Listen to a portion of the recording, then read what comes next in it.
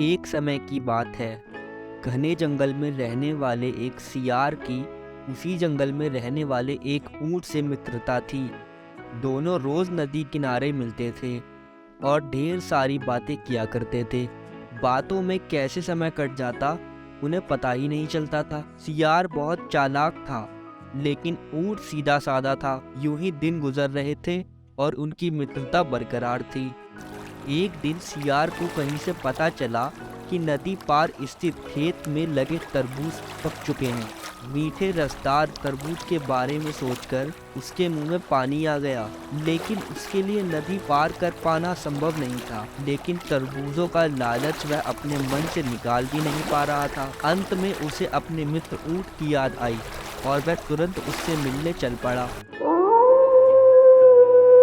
जब वह ऊंट के पास पहुंचा तो उसका स्वागत करते हुए ऊंट ने बोला, आओ मित्र आओ, आज दोपहर को ही कैसे आ गए। मित्र, मैं तुम्हें नदी पार लगे खेत में तरबूज के बारे में बताने आया हूँ। सुना है तरबूज पक गए हैं। ऐसे मीठे तरबूज खाकर तो तुम जरूर खुश होगे और तुम्हारी खुशी में मेरी खुशी है। मैं भला कैसे तुम्हें बताने ना आता, बस दौड़ा चला आया इसी बात को सोचकर। सियार ने चिकनी चुपड़ी बातें शुरू की। ऊंट को भी तरबूज का स्वाद पसंद था। वह बोला, धन्यवाद मित्र, मैं अभी वहां जाने की तैयारी करता हूँ। वाकई तरबूज खाए कितने दिन हो गए। ऊंट को अकेले ही जाने की तैयारी करते देख सियार बोला, मित्र मुझे भी तरबूज पसंद है। मैं भी तरबूज खाना चाहता हूँ, लेकिन क्या करूँ, मैं तैर नहीं सकता। कोई बात नहीं, तुमने तरबूज खाए तो मैं समझ लूंगा कि मैंने भी खा लिया।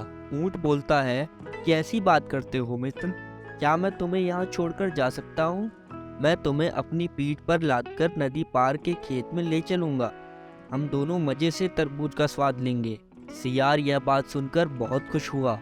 ऊंट ने सियार को अपनी पीठ पर बैठाया और नदी के पानी में तैरने लगा। कुछ ही देर में दोनों तरबूज के खेत में पहुंच गए।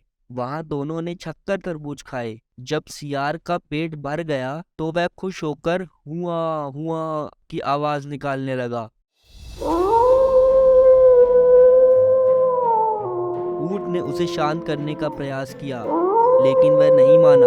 उसकी आवाज खेत के कुछ दूरी पर रहने वाले किसान के कानों में पड़ गई। वह समझ गया कि खेत में कोई घुस गया है। हाथ में लाठी लेकर वह दौड़ता हुआ खेत पर पहुंचा, जहां उसने ऊंट को खड़ा पाया। किसान को देखकर सियार पहले ही भागकर पेड़ के पीछे छुप गया। अपने विशाल शरीर के कारण बेचारे ऊंट के लिए कहीं छिपना संभव ही नहीं था, इसलिए वह वहीं खड़ा रहा। ऊंट को देखकर किसान आग बबूला हो गया। उसने उसे लाठी से पीटना शुरू कर दिया और पीटते पीटते खेत से बाहर खदेड़ दिया। ऐसी जबरदस्त धुनाई के बाद बेचारा ऊंट कराहते हुए खेत से बाहर खड़ा ही था कि पेड़ के पीछे छुपा सियार चुपके से खेत से निकलकर उसके पास आ गया। ऊंट ने सियार से पूछा, तुम खेत में क्यों चिल्लाने लगे थे। सियार बोलता है, मित्र खाने के बाद अगर मैं हुआ हुआ की आवाज ना निकालूं तो मेरा खाना नहीं बचता। उसका उत्तर सुनकर ऊंट को बहुत क्रोध आया, लेकिन वह चुप रहा। दोनों वापस जंगल लौटने लगे। मार खाने के बाद भी ऊंट सियार को पीठ पर लादे नदी में तैर रहा था। सियार मन ही मन बड़ा खुश हुआ कि ऊंट की पिटाई हुई। जब वे बीच नदी में पहुंचे तो अचानक ऊंट ने पानी में डुबकी लगा दी। सियार डर के मारे चीखा, ये क्या कर रहे हो मित्र। ऊंट बोला, मुझे खाने के बाद पानी में ऐसे ही डुबकी लगाने की आदत है। सियार समझ गया कि ऊंट ने उसके किए का बदला चुकाया है। वह बड़ी मुश्किल से अपनी जान बचा पाया और पूरे रास्ते डरा सहमा सा रहा। उसे अपने किए का सबक मिल गया था। उस दिन के बाद से उसने कभी ऊंट के साथ चालाकी नहीं की। बच्चों, हमको इस कहानी से यह सीख मिलती है कि तुम जैसा करते हो तुमको वापस वैसा ही मिलता है।